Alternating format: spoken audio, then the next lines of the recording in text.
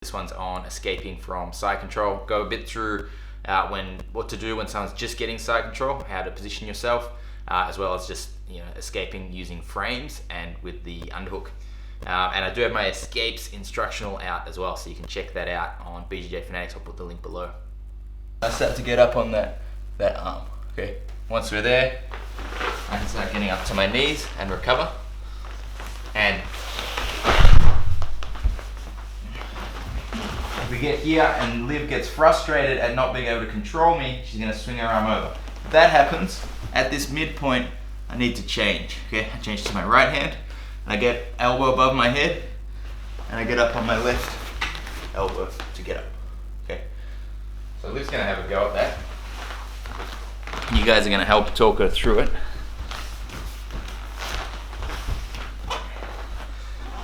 So I'm here, I'm starting to pass. Liv's going to block the arm here. Okay, so where on the arm would she block?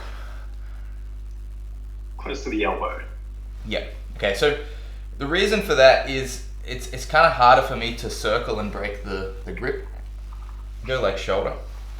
Yeah, here I can move my arm inside and swim through. Okay, when she goes to the elbow, it's much harder to circle behind that arm. Okay, so it makes me more stuck, right? And then what's she gonna do? Which hand does she want to mostly control it with? The left hand. Yeah, left hand, because she wants to do what with her right arm? To get up, to post above her head. Yeah, so let's just have a look at that actually, because it's gonna be very difficult for Liv to come forward. She's got no base behind her. So it just tries to drive into me, and I'm trying to be heavy. That's going to be difficult. So you can't just take your arm behind you like that when there's weight on it, but you can bring your elbow above your head and arch your back to get up. So again, yep, so dropping that up. So 2 hands on the one, good. Up above your head, yep. Turn face down if you can, yep, and then get up on your elbow. Yes, okay. And that's a strong way to approach getting up.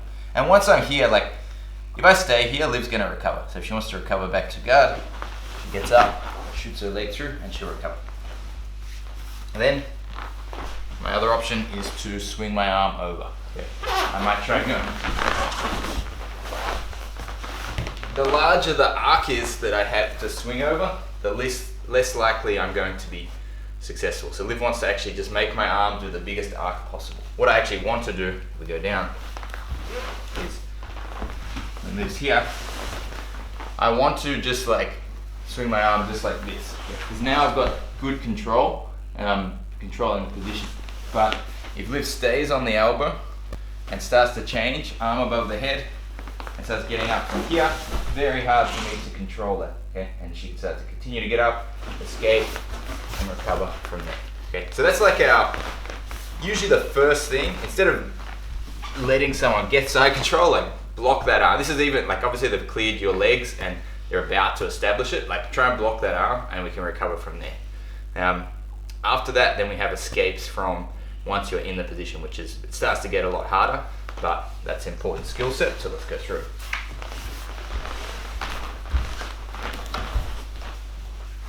So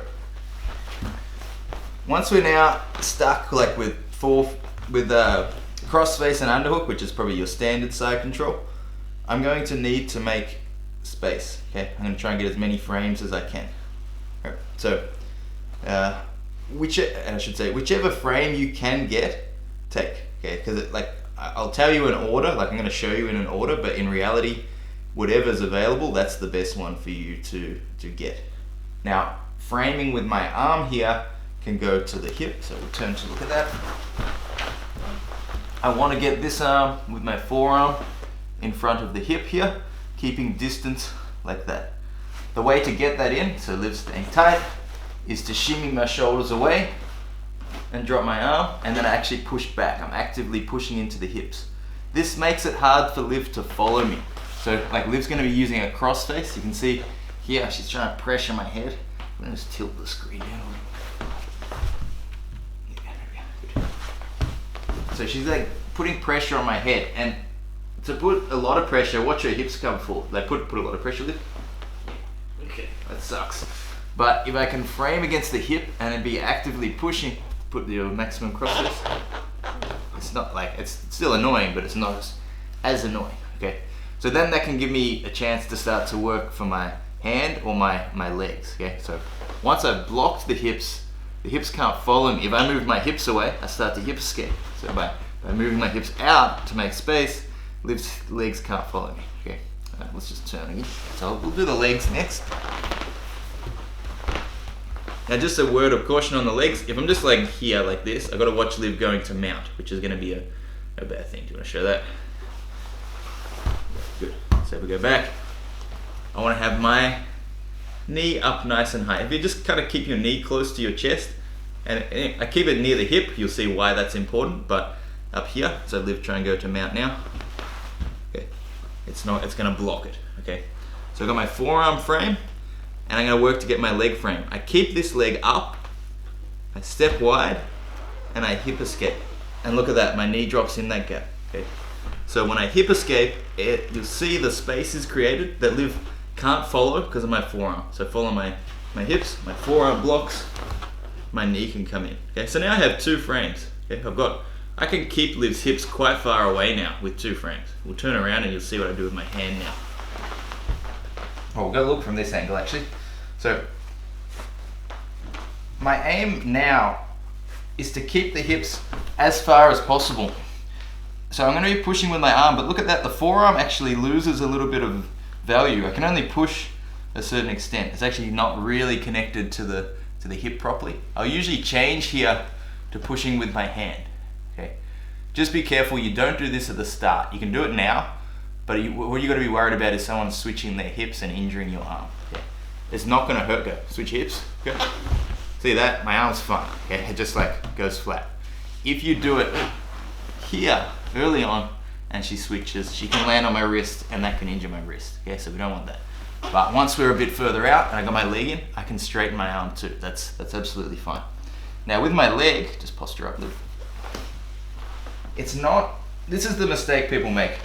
They try to bring their knee as far across through as possible, as if that's what's recovering the guard. Okay, but in reality, this lets Liv jam me. Her hips are actually closer to me if I'm trying to do this. Okay, and she can hold my hips and start to work past that knee. I want to make maximum distance of the hips. So when I get to here, instead of like this, I want to be extending my leg out, as like pushing on Liv's hips, maximizing this distance between my hips and Liv's hips. Okay, so when we do this, just stay up with it.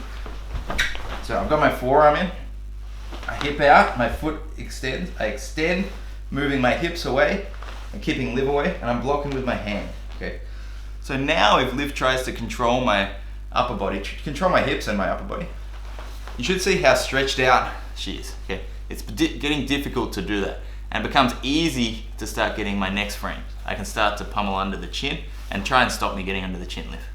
Okay. It should be pretty easy to start to get this frame. Whereas back at the start, if I said, Liv, stop me getting under the chin, this can be a nightmare. Okay, so we frame again. I've made a lot of. Beyond my abilities at the moment.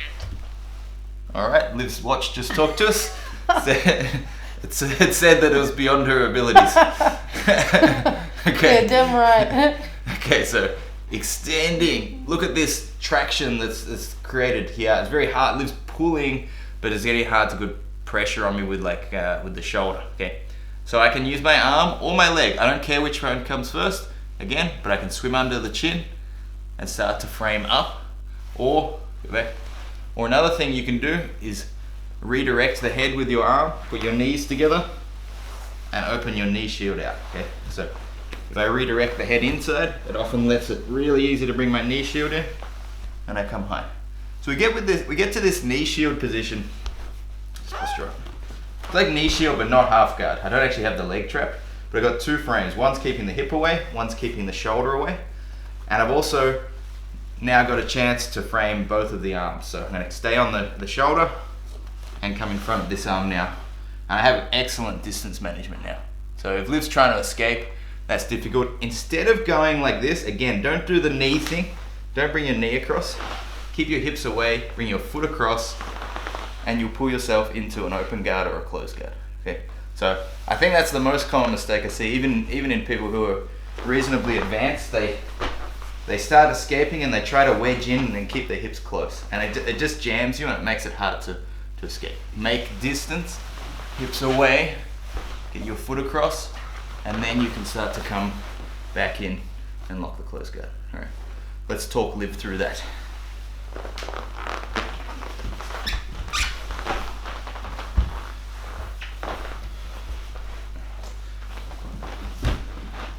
So what does she do first?